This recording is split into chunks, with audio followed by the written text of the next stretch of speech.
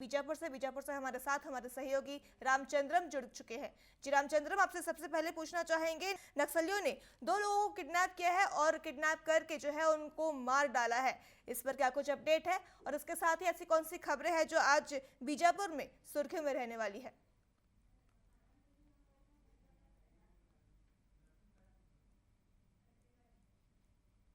सुबह से ही जिस तरीके से घटना की जानकारी मिला, तो पिछले दिनों भी 5 दिन पहले जो है पिछले 17 तारीख के भी बीजापुर से जो लगा क्षेत्र है पेद्दा कोरमा, यहाँ भी ऐसे ही नक्सल संगठन आती है और वहां से कुछ लोगों को अगवा कर दी, जिसमें 3 लोगों की निर्मम हत्या कर देती है। उसमें छात्र भी रहे हैं। आज जो घटना सुबह आई, ये पूरी घटना है ग्राम सेंड्रापुर और एमपुर का, जो ताना पामेड़ के अंतर्गत आता है, जो तेलंगाना का बॉर्डर पे लगा हुआ क्षेत्र है।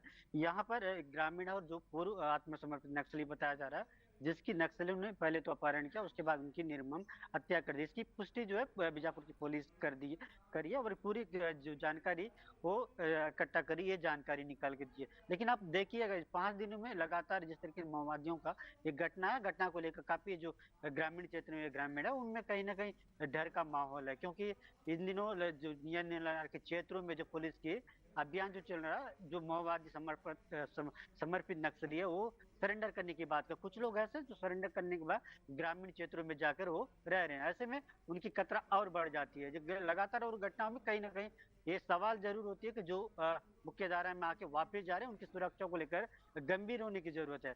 ऐसे में ये भी सवाल है कि पुलिस भी लगातार मुठभेड़ अलग अलग क्षेत्रों में कर रहा है, कहीं ना कहीं इन्हें भी कामयाबी मिल रही है। कि इस बीच में घटनाएं कई चिंता का विषय बना हुआ है। बीजापुर ऐसे ही नक्सल प्रभावित क्षेत्र धीरे धीरे जो कनेक्टिविटी बढ़ाकर इसे दूर करने की कोशिश करे। इसके अलावा अगर बात करें पिछले जो घटना हुई थी, जिसमें जो पुलिस है वो बड़ी कामयाबी के रूप में भी देख रही है। इसमें एक बड़ी बात है जो पेद्दाकुरमा में हुआ था, घटना नक्सली घटना हुआ था, जिसमें माओवादियों ने जिनकी हत्या की है, उसमें शामिल माओवादियों को पुलिस ने गिरफ्तार कर लिया है। लेकिन इसमें एक बड़ी बात देखने को मिली है, जिस छात्र की नक्सली हत्या कर दी है, गिरफ्तारी में एक छात्र भी पकड़ा जाती है।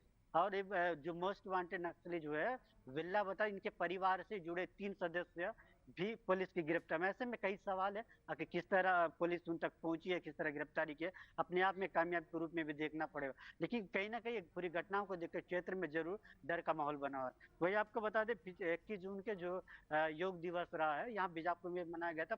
यहाँ जो कांग्रेस के कांकेर जो विधायक है, वो उनकी उपस्थिति में यहाँ योग दिवस का नवोदय में मनाया गया था। लेकिन इसमें एक नई बात है, तेंदुपत्ता जो थोड़े हितग्राहियों को पदपुण्य जो पहनने के लिए जो रहता है वो वितरण किया गया। बस्तर के बीजापुर में जो तेंदुपत्ता थोड़े बहुत कम हुआ, ऐसे में ये कहीं ना कहीं चर्चा का विषय बना। लोग भी कह रहे हैं कि आखिर ये कैसे।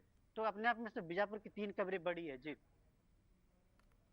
रामचंद्र में अभी आपने नक्सलियों के कायराना हरकत के बारे में जिक्र किया, आपसे पूछना चाहेंगे, एक तरफ जो है नक्सली सरेंडर कर रहे हैं और दूसरी तरफ जो है सुरक्षा बल भी उन पर मारने में उन पर सफलता हासिल कर रही है, एक तरफ से उनको मारने में, और वही जो है नक्सली भी एक तरफ से लोगों को किडनैप कर रही है, मार रही है। क्या कारण है नक्सली इस तरह से हरकतें कर रही हैं? जी बिल्कुल, लगातार जिस तरीके से छत्तीसगढ़ सरकार की जो नक्सली उन्मूलन का जो चल रहा है, जो क्षेत्र में आज घटना हुआ है, यही करेगुट्टा का जो क्षेत्र इस पर पड़ता है, यहाँ पर पिछले दिनों बड़ी ऑपरेशन भी नक्सली मतलब पुलिस ने उन नक्सलियों पर चढ़ाया था। लगातार चल रहे ऑपरेशनों को लेकर कहीं ना कहीं उनमें जो उनके जो समर्थक रहे हैं, उनके जो सहयोगी रहे, उन पर कहीं ना कहीं माओवादियों की जो विश्वास है वो कम होते जा रहा है। ये क्या वजह है, ये तो चिंता, ये तो हम बता नहीं सकते। लेकिन जिस तरीके से क्षेत्र है, कहीं ना कहीं अंदरूनी क्षेत्र ऐसा रहा है, कभी यहाँ सरकार कहीं दशकों तक नहीं पहुंचा था, लेकिन पिछले 1.5-2 सालों से जो लगातार इस क्षेत्र में पहुंच रहा है, कहीं ना कहीं ग्रामीणों में भी एक स्थिति ऐसी निर्मित हो चुका है कि रात में माओवादी आता है, सुबह पुलिस आती है। ऐसे में किसके साथ रहे, किसी के भी साथ रहे, अगर दिन में अगर इनके साथ रहे तो रात में वो आके मार देंगे, या रात के उनके साथ रहे सुबह आके गिरफ्तार करेंगे। ऐसी स्थिति बना हुआ है। इस बीच में कोई बीच का रास्ता बिल्कुल निकालने में कहीं ना कहीं नाकाम दिख रहा है, क्योंकि शांति वार्ता की बात भी किया जा रहा है, लोगों को मुख्य दायरे से भी जोड़ने की बात किया जा रहा है, माओवाद को खत्म करने की बात भी किया जा रहा है। कामयाबी के बीच में सवाल जरूर है कि आखिर बीच का रास्ता कैसे निकलेगा, वो लोग जो ग्रामीण क्षेत्र में तो वो कैसे सुरक्षित रहेंगे? क्योंकि देखिए उन्हें रोजगार से जोड़ना या कनेक्टिविटी से जोड़ना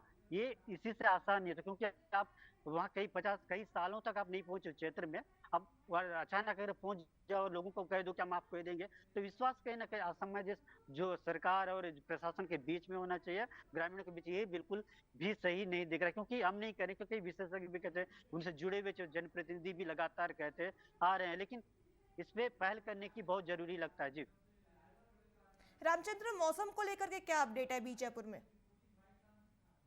देखिए मौसम अभी जैसे जून का महीना खेती किसानी का समय है, ऐसे में आज मौसम पिछले 2 दिनों से बारिश का जरूर लग रहा था, बारिश नहीं हो रहा है। रात के भले पिछले दिन जो बारिश हल्का सा हुआ है, लेकिन इसी को लेकर किसानों में चिंता का विषय है। जो मौसम जिस तरीके से जून में बारिश का होता है, उस इस बार बिल्कुल ऐसा मौसम नहीं दिख रहा है। वही आपको बता दें, किसानों से लेकर एक बार और भी खबर बता दूं, जो खाद के लिए काफी यहाँ के भी किसान भटकते दिख रहे हैं, कि भोपालपट्टनम के कुछ लोगों ने हमने बताया कि जो प्रबंधक या जिला प्रशासन को उन्होंने आवेदन सौंपा था कि किसानों को समय पर खाद मिले, लेकिन वो खाद अब तक उपलब्ध कराने में कहीं ना कहीं जो कृषि विभाग वो नाकाम हो रही है। किस वजह से, ये तो सोचने वाली बात है, लेकिन समय जून का है, मैंने ऐसे मौसम भी कहीं ना कहीं मौसम भले बादली रहता, लेकिन बारिश जो होना चाहिए वो नहीं हो रहा। जी जी रामचंद्र, तमाम जानकारियों के लिए आपका धन्यवाद।